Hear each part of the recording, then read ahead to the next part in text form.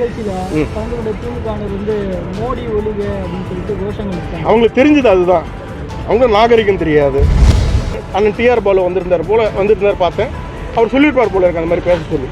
கலாச்சாரம், அவங்க கலாச்சாரம் வேற ஒன்றும் இல்லை. ஆம்ஸ்டாங்குக்கு ஏதோ ஒன்று நடந்தது, அதுக்கு எங்களை ரிலேட் பண்ணி பேசினாங்க. எவனோ ஒருத்தன் இதை ஏமாற்றிட்டான், அதுக்கு சரி இன்னைக்கு எங்களுக்கு டைட்டில் கார்டு வேணும். ஒன்று தலைவர் அண்ணாமலை அவர்கள் இருக்கணும், இல்லை நாங்கள் இருக்கணும். அது நான் வந்து இந்த காசாய துண்டு போட்டிருப்பேன், காவி துண்டு, அந்த ஃபோட்டோ தான் போடுவாங்க, தேடி பிடிச்சி போடுவீங்க. அதெல்லாம் தெரியல, சும்மா ஏதாவது பேசுவாங்க. கார் ரேஸ் வாங்க போவோம். கார் ரேஸ் இல்லாமல் போட் ரேஸ் ஆமே. இன்னைக்கு ஈவினிங் வந்து போட் ரேஸ் நடக்குதுலாம் சொல்கிறாங்களே. ஃபுல்லாக மழை பெஞ்சிருக்கு. நான் போனேங்க, அந்த சைடு தான், சென்னை சென்ட்ரல் சைடு தான் போனேன். அது என்னமோ அந்த கார் ரேஸை யாரும் பார்க்காத மாதிரி பண்ணியிருக்காங்க. பத்திரிகை நண்பர்களுக்கு வணக்கம், அனைவருக்கும் வணக்கம். பத்திரிகை நண்பர்கள் அனைவருக்கும் வணக்கம். இன்று நம்மளுடைய ரயில்வே துறையில் இன்னும் மிக முக்கியமான ஒரு நாள். ஏன்னா நமக்கு 2 வந்தே பாரத் ட்ரெயின் பிரதமர் நரேந்திர மோடி அவர்கள் தமிழகத்துக்கு வந்து கொடுத்துருக்குறாங்க. ஒன்று மதுரையிலேருந்து பெங்களூரு, இன்னொன்று வந்து சென்னை, நம்ம சென்னை எக்மூரில் இருந்து நாகர்கோயில். பட் இன்னைக்கு வந்து இனாக்ரேஷன் வந்து சென்னை சென்ட்ரலில், ஒரு கம்ஃபர்ட்டுக்காக வந்து சென்னை சென்ட்ரலில் வந்து வச்சுருந்தாங்க. நம்மளுடைய ஹானரபிள் கவர்னர் அவர் வந்திருந்தார். அதே மாதிரி மத்திய அமைச்சர் திரு எல் முருகன் அவர்கள் வந்திருந்தாங்க. முன்னாள் ஆளுநர், எங்களுடைய மாநில தலைவராக இருந்த அக்கா தமிழிசை சவுந்தரராஜன் அவங்க வந்திருந்தாங்க. அப்புறம் சென்னை சதர்ன் ரயில்வேஸினுடைய ஜிஎம் பிரதமர் நரேந்திர மோடி அவர்கள் எக்ஸாக்டாக 12:30க்கு வந்து அதை வந்து இனாக்ரேட் பண்ணார். அந்த ட்ரெயினில் தான் ட்ராவல் பண்ணி தாம்பரம் வரைக்கும் வந்தேன். எப்படி இருக்குது பார்க்கலாம், நம்மளும் பார்க்கணும் இல்லையா, பப்ளிக்கெல்லாம் எப்படி இருக்குது என்ன சொல்கிறது முன்னாடி நமக்கு எப்படி இருந்தது பார்க்கலாம் அப்படின்ட்டு வந்த உடனே கோகோனட் வாட்டர் கொடுத்தாங்க. அது முடித்த உடனே ஒரு காஃபி கொடுத்தாங்க.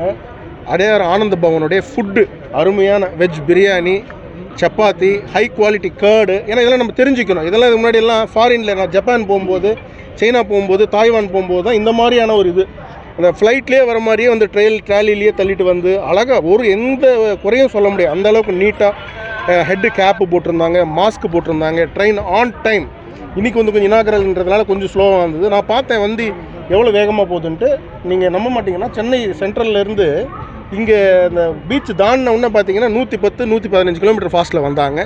ஸோ அதை இங்கே சிறப்பாக தாம்பரத்தில் அதை வந்து ரிசீவ் பண்ணிக்கிட்ட அண்ணன் வேதா சுப்பிரமணியம் அவர்கள், எங்களுடைய மாவட்ட தலைவர், ரொம்ப கிராண்டாக செலிப்ரேட் பண்ணாங்க. மொத்த தாம்பரமும் இங்கே தான் இருக்குது போல இருக்குது. அதே மாதிரி இன்றைக்கி சீஃப் கெஸ்ட், எங்கள் கட்சி சார்பாக சீஃப் கெஸ்ட்டாக வந்திருக்கக்கூடிய அண்ணன் பாஸ்கரன் அவர்கள், மற்ற எல்லா நிர்வாகிகளும் இங்கே இருக்கிறாங்க. ரொம்ப அருமையாக இருக்குது. மிக முக்கியமான ஒரு விஷயம் என்னென்னா, சாப்பாடு இந்த குவாலிட்டி எல்லாம் ஒரு பக்கத்தில் வச்சாலும், சென்னை எக்மூர்லேருந்து நாகர்கோவில் போகிறதுக்கு பொதுவாக பஸ்ஸில் போனாலோ இல்லைனா வந்து ட்ரெயினில் போனாங்களோ நீங்கள் பார்த்தீங்கன்னா கிட்டத்தட்ட 12 மணி நேரம் ஆகுது. 11 மணின்னு 12 மணி நேரம் ஆகுது. ஆனால் இந்த வண்டி 8லேருந்து 8:30 மணி நேரத்தில் போயிடுது. ஸோ கிட்டத்தட்ட 3 மணி நேரம் 4 மணி நேரம் நம்ம சேவ் பண்ணியிருக்கோம். ஸோ பொதுமக்களுக்கு இது ரொம்ப யூஸ்ஃபுல்லாக இருக்கும். எங்களுடைய மூத்த தலைவர் அண்ணன் பொன் ராதாகிருஷ்ணன் அவர்கள் இன்றைக்கி ட்ரெயின்லேயே சென்னை சென்ட்ரல்லேருந்து நாகர்கோவில் வரைக்கும் ட்ராவல் பண்ணுறாரு. அவரோட தான் வந்துடுறேன்.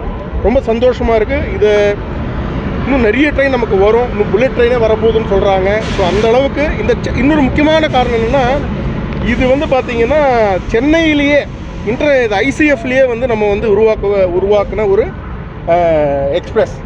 எல்லாமே ஃபேன்லேருந்து, லைட்லேருந்து, டயர்லேருந்து, லைட்லேருந்து, ஹாரனில் இருந்து, என்டையர் இண்டிஜினியஸ்னு சொல்லுவாங்க, கம்ப்ளீட்டாக இந்தியாவிலே உருவாக்கப்பட்ட ஒரு ட்ரெயின் இது. அது வந்து நம்மளுடைய ட்ராக்கில் போகிறது எல்லாருக்குமே பெருமையாக இருக்குது. அதனால இன்றைக்கி பப்ளிக் எல்லாம் பார்த்திங்கன்னா, நான் வரந்து பார்க்குறேன், எல்லாம் செல்ஃபோன் வச்சு பார்த்துட்டு இருக்காங்க, வீடியோ எடுக்கிறாங்களா.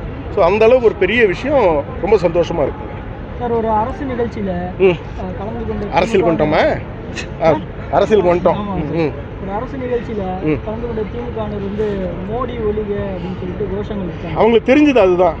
அவங்க நாகரிகம் தெரியாது. அதாவது தமிழ்நாடுக்கு வந்து எவ்வளோ பண்ணுறாரு பிரதமர். மருத்துவமனைகள் கொடுக்குறாரு, அதே மாதிரி இவங்க டிஃபென்ஸ் காரிடார் கொடுத்துருக்கிறாரு, ஏர்போர்ட்டு கொடுக்குறாரு, திருச்சி ஏர்போர்ட் வந்து அப்கிரேட் பண்ணியிருக்கிறாரு, வெள்ள நிவாரணத்துக்கு எவ்வளோ பண்ணிகிட்ருக்காரு, எல்லாருக்குமே என்னென்ன தேவை எல்லாமே பண்ணிகிட்ருக்காரு. இப்போ 2 ட்ரெயின் கொடுத்துருக்காரு. இன்னொரு ஊருக்கு பார்த்தேன், அங்கே ஒரு ட்ரெயின் தான் கொடுத்துருக்காரு. இன்றைக்கி 2 ட்ரெயின் இங்கே கொடுக்குறாரு பிரதமர் நரேந்திர மோடி அவர்கள். அவங்களுக்கு தெரிஞ்சது அவ்வளோதான். திருப்பி எங்கள் ஆட்கள் வந்து ஸ்டாலின் ஒழிகன்னு போட்டால் நல்லா இருக்குமா கோஷம்? எங்களுக்கு வந்து எங்களுடைய பாரதிய ஜனதா கட்சி இந்த மாதிரி அரசாங்க நிகழ்ச்சிகளில் அந்த மாதிரி எல்லாம் வந்து நம்ம பேசுகிறது கிடையாது, அரசியல் பண்ணுறது கிடையாது. அவங்களுக்கு அவ்வளோதான் தெரியும். அண்ணன் டிஆர் பாலு வந்திருந்தார் பார்த்தேன். அவர் சொல்லியிருப்பார் போல இருக்கு அந்த மாதிரி பேச சொல்லி. கலாச்சாரம், அவங்க கலாச்சாரம் வேற ஒன்றும் இல்லை. சார், மத்திய அரசு எதுவுமே செய்யல, தமிழகத்துக்கு நிதி எதுவுமே கொடுக்கல அப்படின்னு சொல்லிட்டு. அப்போ இதெல்லாம் பொம்மை ட்ரெயினா போச்சு? நாடாளுமன்றத்தில் டிஆர் பாலு போனது என்ன பொம்மை ட்ரெயினா? அது கொடி மட்டும் அசைச்சு வைக்கிறாரு, அதை எப்படி பார்க்குறீங்க? அதான் சார், இப்போ போச்சு பொம்மை ட்ரெயினா? அவர் எதுக்கு இப்போ அவங்க அவ்வளோ தூரத்தில் வந்தார்? என்ன ட்ரெயின் அது? அட்வான்ஸ் ட்ரெயினுங்க. உள்ளே போய் பாருங்கள், நீங்கள் உள்ளே போய் நீங்கள் எடுத்து பாருங்கள். அந்த மாதிரி ஒரு ட்ரெயினை வந்து உருவாக்கி கொடுத்துருக்குறாங்க. மேக் இன் இண்டியா மெயின் அதுதான். கம்ப்ளீட்டாக இந்தியாவில் மேனுஃபேக்சர்.